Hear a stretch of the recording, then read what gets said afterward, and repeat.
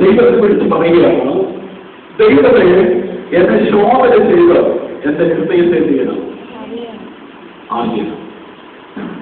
ഞാനിവിടെ ഇരിക്കുന്ന നിങ്ങളോട് ചോദിക്കട്ടെ, നമ്മുടെ ഹൃദയത്തെ നന്നായി മനസ്സിലാക്കുന്ന ഒരാൾ നമ്മളെ സ്നേഹിക്കാൻ തയ്യാറാകുമോ? നമ്മുടെ ഹൃദയത്തിലിരിക്കുന്ന എല്ലാ കാര്യങ്ങളും നമ്മെ അടുത്തറിയുന്ന ഒരു മനുഷ്യൻ അറിഞ്ഞാൽ നമ്മളോട് അകന്നുമ്പോ നമ്മുടെ അടുത്ത് വരും.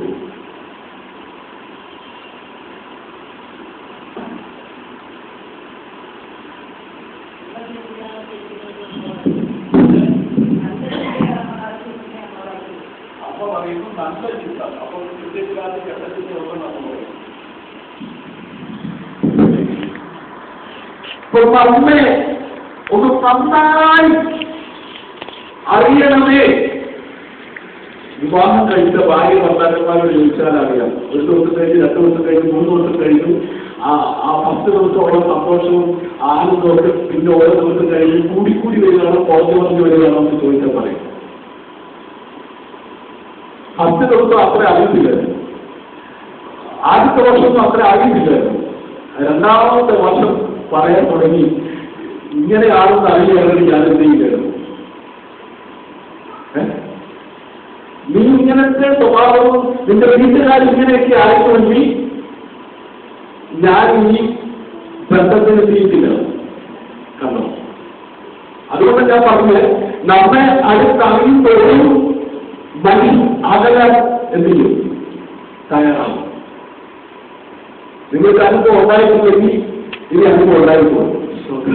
അനുഭവം ഉള്ളവരെ ഇരിപ്പുണ്ട്. എന്തോ അത് 2 വ്യക്തികൾ തമ്മിൽ ആദ്യം അടുത്തറിയുമ്പോഴും അവർക്ക് അടുക്കാൻ പറ്റാത്ത പ്രശ്നങ്ങൾ ഉണ്ടായിക്കൊണ്ടേയിരിക്കും.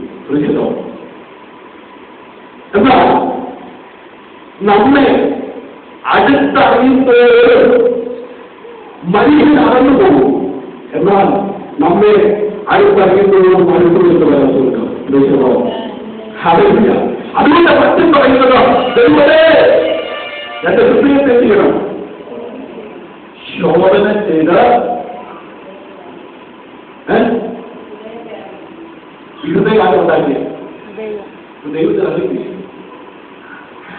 ദൈവത്തിൽ അറിയത്തില്ല. ഇല്ലാതെ എന്തുവാ പിന്നീട് പറഞ്ഞു തരുന്നില്ല. എന്നെ ഒന്ന് അറിയണം. ഹലോ, ഈ ദൈവം അല്ലെങ്കിൽ ചിന്തിച്ച് സംശയമുണ്ടോ? അതിന്റെ 13ാം വാക്യം കണ്ടോ?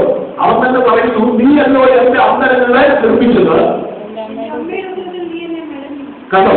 അപ്പൊ ഞാൻ തന്നെ ഉണ്ടായി വന്നതല്ല, നീ എന്നെ മുമ്പ് വാങ്ങിയത്. എന്റെ ഈ ശരിപ്പ്, എന്റെ ഈ ഞാനി ഞരമ്പ്, എന്റെ അവയവങ്ങളെല്ലാം ഉണ്ടാക്കിയ ദൈവമേ, നീ എന്നെ ഹൃദയത്തിൽ. അവൻ സമ്മതിക്കില്ല. നീയാണെന്റെ കൂടെയോ, നീയാണെന്റെ ദൈവം, നീയാണ് ഞാൻ പിടിക്കുന്നത് ഒക്കെ ശരിയാണ്. പക്ഷേ അത് നീ എന്നെ ഈ കോളേജിൽ ഒരാക്കി വെച്ച് കഴിഞ്ഞതിന് ശേഷം അവന് നിന്നെ മറന്ന് നീ അറിയാതെ അത് ഞാൻ പലതും ചെയ്തു, പലതും ചിന്തിച്ചു. നമ്മൾ ഈ സംസാരിച്ച് വരുമ്പോൾ മനസ്സിലാകും അങ്ങനെയൊക്കെ സംഭവിക്കുമോ, അങ്ങനെയൊക്കെ സംഭവിച്ചിട്ടുണ്ടോ. അപ്പൊ മറ്റും പറയണോ, ദൈവമേ നീ എന്റെ ഹൃദയത്തെ ശോധന ചെയ്ത് അറിയണമേ. പിന്നെ ദർശനത്തിലുള്ള മാർഗം എന്നിലുണ്ടോ എന്ന് നോക്കി. ഇപ്പം മാർഗം എന്നിൽ ഉണ്ടോ? മാർഗം എന്ന് പറഞ്ഞാൽ എന്താ? വഴി. ആരുടെ വഴി? ആരുടെ വഴി? ദൈവത്തിന്റെ വഴി എന്നിലുണ്ടോ? അതോ എന്റേതായ വഴിയിലൂടെ ഞാനിങ്ങനെ സഞ്ചരിച്ചുകൊണ്ടിരിക്കുകയാണോ എന്നോ അത് ഒരു ഭക്തൻ ദൈവത്തോട് ആവശ്യപ്പെടുകയോ, എന്റെ ദൈവത്തെ നീ എന്റെ ഹൃദയത്തിൽ ഒന്ന് അറിയണം. നീയാണെന്നെ ചിന്തിക്കുന്നത്, നീയാണെന്നെ വിടുവാക്കിയത്. പക്ഷേ എന്റെ ഈ ലോക ജീവിതത്തിൽ അവൻ നിന്നെ വിട്ട് അവൻ നിന്നെ അറിയാതെ ഞാൻ സഞ്ചരിച്ചിട്ടുണ്ടെങ്കിൽ അറിയാത്ത വഴിയിലൂടെ പോയിട്ടുണ്ടെങ്കിൽ എന്നെ ഒന്ന് കറക്റ്റാക്കി എടുക്കണമേ എന്ന് ദൈവത്തോട് ആവശ്യപ്പെടുകയാണ്.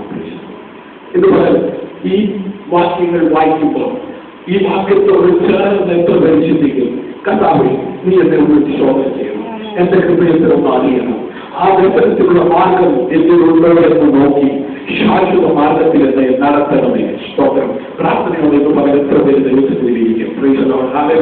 ഇനി നമുക്ക് അതേ സങ്കീർത്തനത്തിന്റെ 4 മുതൽ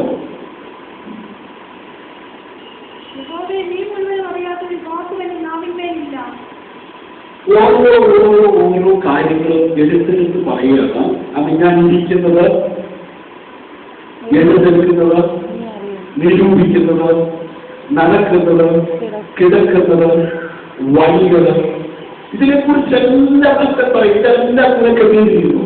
മനസ്സിലായി? എന്നിട്ട് എടുത്ത് പറയുകയാണ്, അവൻ യഹോവയെ ഈ മുഴുവനും അറിയാതെ ഒരു വാക്കും എന്റെ നാവിന്മേലില്ല എന്ന് പറയും. ദൈവത്തെ ആരാധിപ്പാൻ നാം ഈ നാവുകൊണ്ട് തയ്യാറായി അല്ലേ? ഇല്ലേ?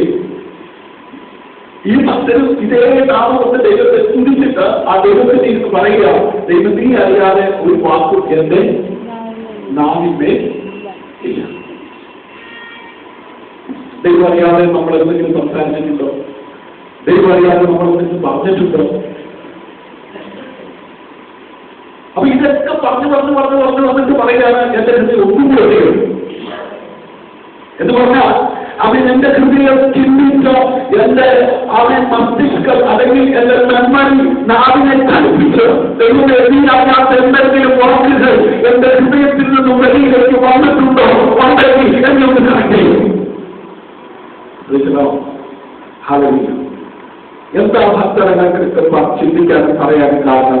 ഇനി അതിന്റെ 14 നീ എല്ലോ എല്ലാ അന്തരംഗങ്ങളെ നിർമ്മിച്ചത്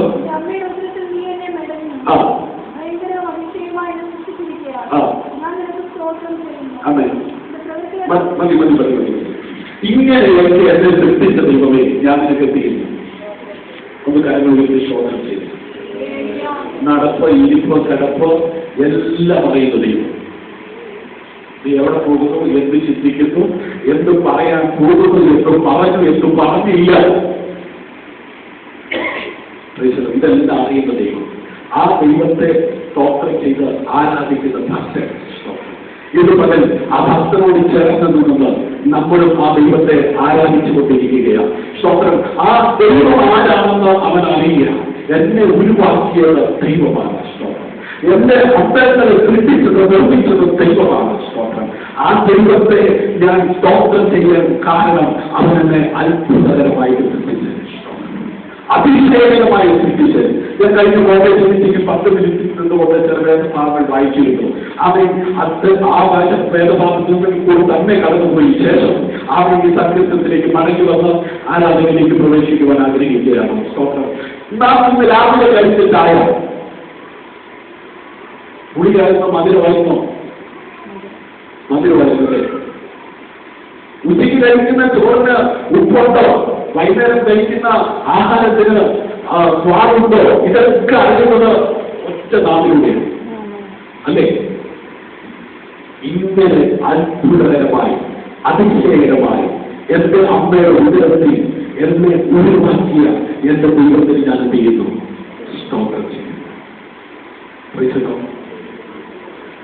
നമുക്കൊക്കെ എത്ര കണ്ണുണ്ട്? 2 കണ്ണുണ്ടാണ്. എന്നെ നിങ്ങൾ എത്രയായിട്ട് കാണില്ല? അപ്പൊ എത്ര കണ്ണുണ്ട്?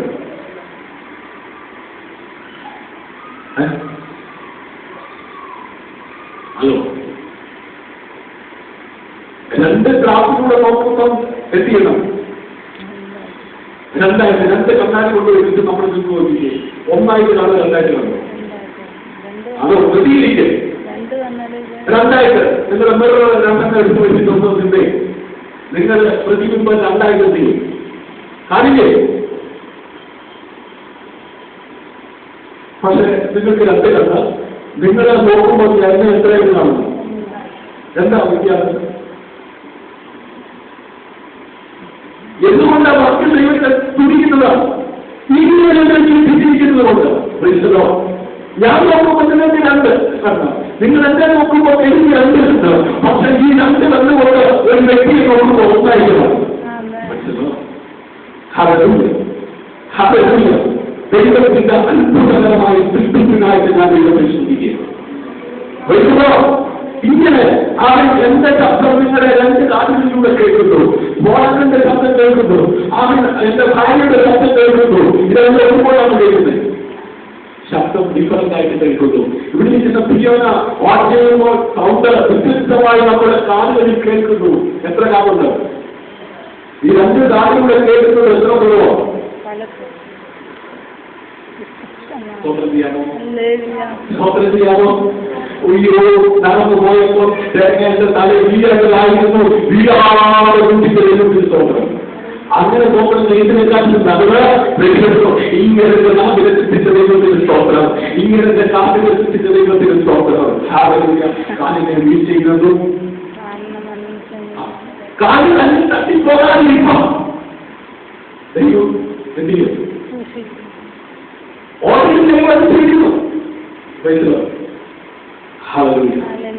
അതിനായിട്ടും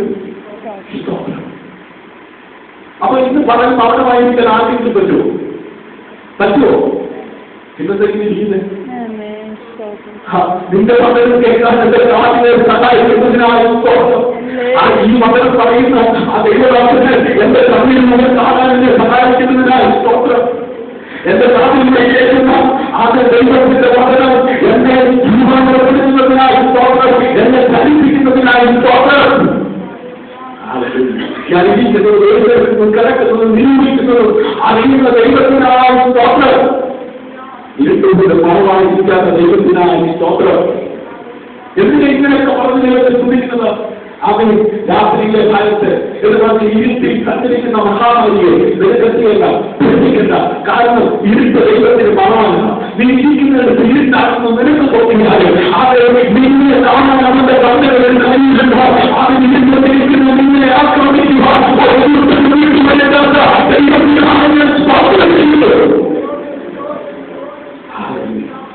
ഇങ്ങനെ വേണം ദൈവത്തെ സ്തുതിക്കുക.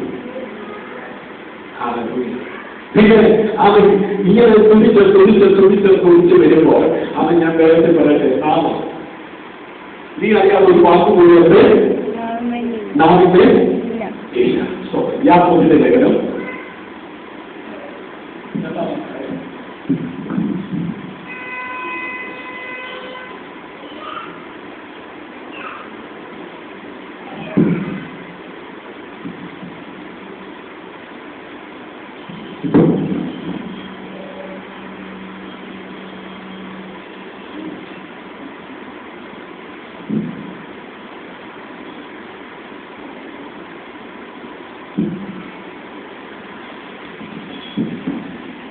മൂന്നാമത്തെ കാര്യം,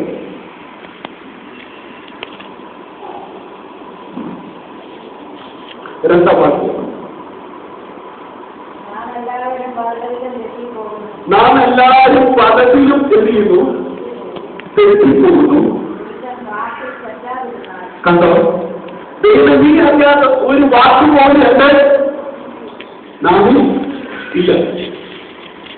എന്നാൽ ഒരു മനുഷ്യൻ തെറ്റിപ്പോകാനുള്ള സാധ്യത എങ്ങനെയാണ് എന്നോ യാക്കോബ് അപ്പോസ്തലനിലൂടെ ദൈവസഭയിൽ കടന്നു വരുന്ന ജനത്തെ പ്രബോധിപ്പിക്കുവാനായിട്ട് എഴുതി വെച്ചിരിക്കുന്നു.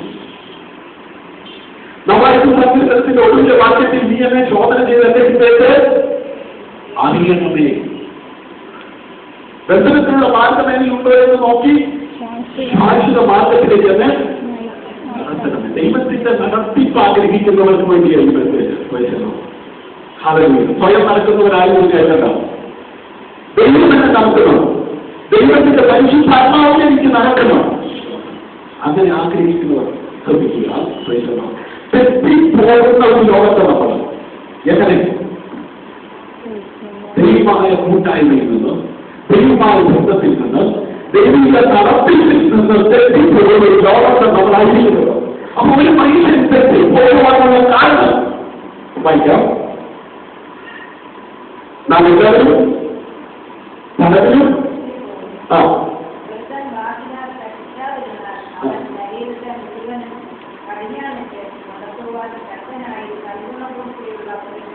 കണ്ടോ? ഒരുത്തൻ വാക്കിൽ തെറ്റാൻ നിന്നാൽ അവൻ ശരീരത്തെ മുഴുവൻ കടിഞ്ഞായിട്ട് നടത്താൻ ശക്തനായി സൽക്കടബുദ്ധിയുള്ള പുരുഷൻ. അപ്പോൾ വഴി തെറ്റാതെ ഒരു മനുഷ്യൻ മുൻപോട്ട് പോകാൻ കഴിയണമെങ്കിൽ അവൻ വാക്ക് കൃപയോട് കൂടിയത് ഉപ്പിനാൽ രുചി നിൽക്കുന്ന വാക്കുകളായി. ഇല്ലെങ്കിൽ അവന്റെ ശരീരത്തിൽ അവന്റെ കയ്യിൽ കാല് എല്ലാം തെറ്റ് ചെയ്യാൻ സാധ്യതയില്ല. വാക്ക് നിമിത്തം അവൻ വാക്ക് അവൻ കൃപയോട് കൂടിയത് ആയിരിക്കണം. അല്ലായെങ്കിൽ വാക്ക് നിമിത്തം ആയിരത്തി പോവാം. ഒരു ശരീരത്തിൽ ഒരു മനുഷ്യൻ തെറ്റ് ചെയ്യുവാൻ കാരണമാകുന്ന ഒരു കാര്യം എന്താണ്? വാക്ക് പുറത്തേക്ക് കൊണ്ടുവരുന്ന അവയവമാണല്ലോ നാവ്. ഈ നാവ് എന്തിനാണ് ഇത് രാവിലെ നമ്മൾ ഉപയോഗിച്ചത്? ഈ ഉച്ചയ്ക്ക് എത്തിന് ഉപയോഗിക്കുന്നത്? വൈകുന്നേരത്തിന് ഉപയോഗിക്കുന്നത്? ഞാനത് നേരത്തെ പറഞ്ഞു. അതേ നാവ് കൊണ്ടാണ് നാം ദൈവത്തെ ചെയ്യുന്നത്, സ്തുതിക്കുന്നത്. ഈ സ്തുതിക്കുന്ന നാവുകൾ സ്തുതിച്ച് ഒരു മനുഷ്യന്റെ ശരീരം തലത്തിൽ നാവ് കൊണ്ട് ദൈവത്തെ സ്തുതിച്ചാൽ ശരീരത്തിലെ രോഗം വരും. അപ്പോൾ നാം കഴിക്കുന്ന ആഹാരത്തിന്റെ രുചി നമുക്ക് ഇഷ്ടപ്പെട്ടില്ലെങ്കിൽ ആഹാരം ചെയ്യുന്നില്ല, കഴിക്കുന്നില്ല. അപ്പൊ രുചി അറിഞ്ഞിട്ടാൽ നാം ആഹാരം കഴിക്കുന്നത്. ആ രുചിയുള്ള ആഹാരം നമ്മുടെ ശരീരത്തിന്റെ എല്ലാ ഭാഗങ്ങളിലേക്കും പോഷകമായി ചെയ്യുക മാറുകയാണ്. ആ പോഷകം നമ്മുടെ ശരീരത്തിന്റെ എല്ലാ ഭാഗങ്ങളെയും ബലപ്പെടുത്തുകയാണ്. അങ്ങനെയെങ്കിൽ നിന്റെ നാമോട് നീ ദൈവത്തെ സ്തുതിക്കുമ്പോൾ സുഹൃത്തിനെ വർദ്ധിക്കുന്ന ദൈവം നിന്റെ സ്തുതിക്കുമ്പോൾ നിന്റെ ശരീരത്തിലേക്ക് അവന്റെ അകത്തിലേക്ക് പകരും. അങ്ങനെ നിന്റെ ശരീരം ബലപ്പെടും. നീ ആരെങ്കിലും മനുഷ്യനെ മാറ്റപ്പെടും. മനുഷ്യർ നിന്റെ നാളോ ശരിയല്ലെങ്കിൽ നിന്റെ സ്തുതിയും ശരിയല്ല. അത് നിന്റെ സ്ത്രീ ദൈവം പ്രസാദിക്കുന്നില്ല. അത് ആ ഒറ്റ കാരണങ്ങൾ കൊണ്ട് നിന്റെ ശരീരം ബലപ്പെടുന്നില്ല, നിന്റെ ശരീരത്തിൽ അസ്വസ്ഥത നീങ്ങത്തില്ല. മനസ്സിലായ തോന്നുന്നുണ്ട്. അതുകൊണ്ടാണ് സത്യം പറഞ്ഞത്, നീ എന്നെ ഒന്ന് ശോധന ചെയ്യണം, എന്റെ ഹൃദയത്തെ നന്നായി ഒന്ന് ശോധന ചെയ്യണം. എന്റെ ശരീരം ഇന്ന് ബലഹീനമായി മാറുവാൻ, എന്റെ ശരീരം ഇന്ന് രോഗമുള്ളതായി മാറുവാൻ കർത്താവേ എന്റെ നാവ് എവിടെയെങ്കിലും ക്രമക്കേടുകളുണ്ടെങ്കിൽ അതിനെ ഒന്ന് ക്രമീകരിച്ച് ദൈവത്തോട് പറയുക. എന്റെ നടപ്പിലെന്തെങ്കിലും മിസ്റ്റേക്ക് ഉണ്ടെങ്കിൽ എന്റെ നടക്കാതെ കണ്ടോ. അപ്പൊ നടത്തി എന്തെങ്കിലും മിസ്റ്റേക്ക് ഉണ്ടെങ്കിൽ, ഇരുത്തി എന്തെങ്കിലും മിസ്റ്റേക്ക് ഉണ്ടെങ്കിൽ, നിരൂപണത്തിൽ എന്തെങ്കിലും മിസ്റ്റേക്ക് ഉണ്ടെങ്കിൽ ഇന്ന് പല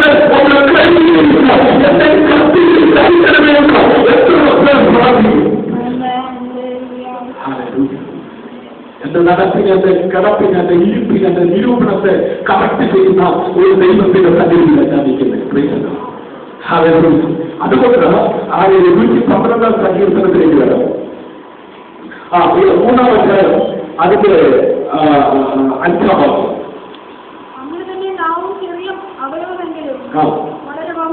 കേട്ടോ, ഈ വായിക്കാത്ത കിടക്കുന്ന നാമം കൊണ്ട് എന്ത് പറയുന്നു?